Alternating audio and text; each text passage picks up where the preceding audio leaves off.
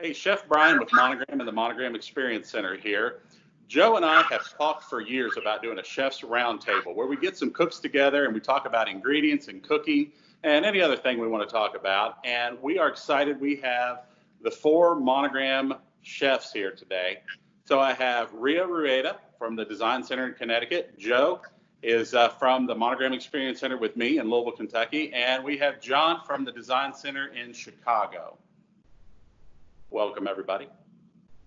Hello, Brian. Hey, guys. All right, so reverse searing. It's one of those techniques that I think it seems cutting edge. Reverse searing is when I've ever read about it, it's kind of that thing. It's like, why would I do that, right? Why wouldn't I just sear the traditional way and finish in an oven?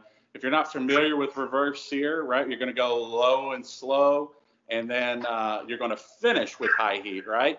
And I can honestly say I have never done it, but Joe, you did it a few weeks ago, right? So kind of give us your thoughts on that. Well, I hadn't done it either, so I'm kind of one of those chefs, like, if I haven't done it, I need to try it. So, I've always been taught my entire career, most of us, we want to sear first, caramelize first, and then low and slow, turn your oven down and finish the item. So I've always done that, and that turns out well, too. But when I started looking into reverse sear and started to learn about how fats melt and collagens melt and those kind of things that most people don't think about, it adds up. And it was one of those moments. I mean, I roasted a piece of meat, right? A prime rib, pulled it out of the oven, had no idea what I was going to get, right?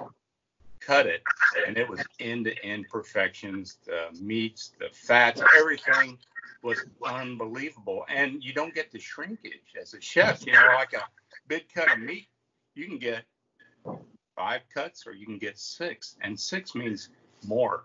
And I like that. And so I enjoyed it, and I'll be using it more and more, I think, as time goes on.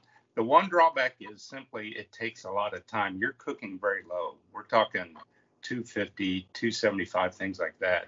So prime rib for me, probably about I guess it was around 8 pounds. Took almost 8 hours. So, but it was worth it. It was worth it. And I would say give it a try. It looked good. I saw the photos. It looked good. So Jon, you said you haven't done reverse searing much. What are your thoughts on it?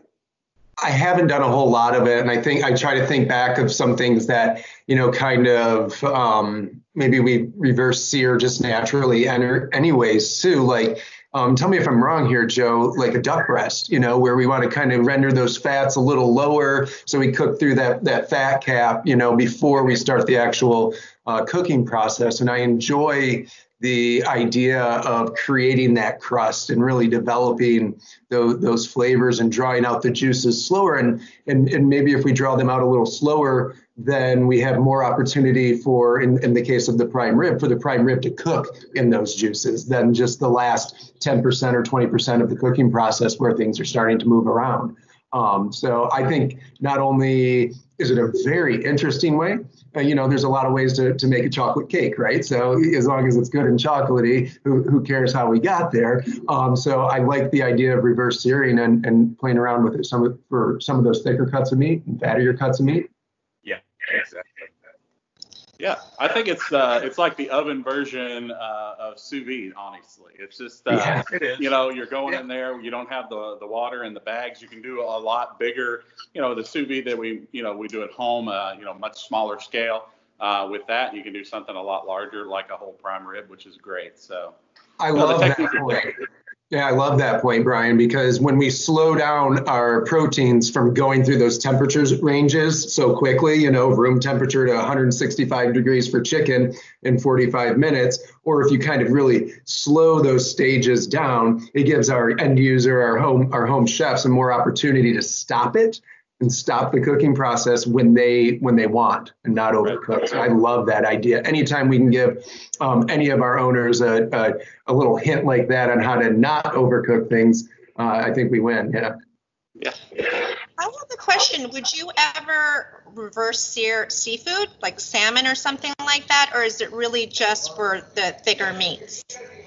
Oh, I think you could. It's about how the proteins and fats melt together. And then at the end, that crispy bit that we love, that little bit of caramelization, you can gain that by, you could torch it, you could broil it, you could sear it, just like with sous vide, what you're used to there. That's a good analogy, John, about, going and slowing it down and using these things. The way they melt is so different. And the only drawback I find is time. Yeah. But I tell you, it's worth it. I've served a lot of prime rib or big cuts of meat where it was almost raw in the middle sometimes, which is fine for me and fine for my family. But it was medium rare end to end. It was insane. Beautiful. You look good. Yeah. All right. Thanks, Joe. Yeah. You're welcome.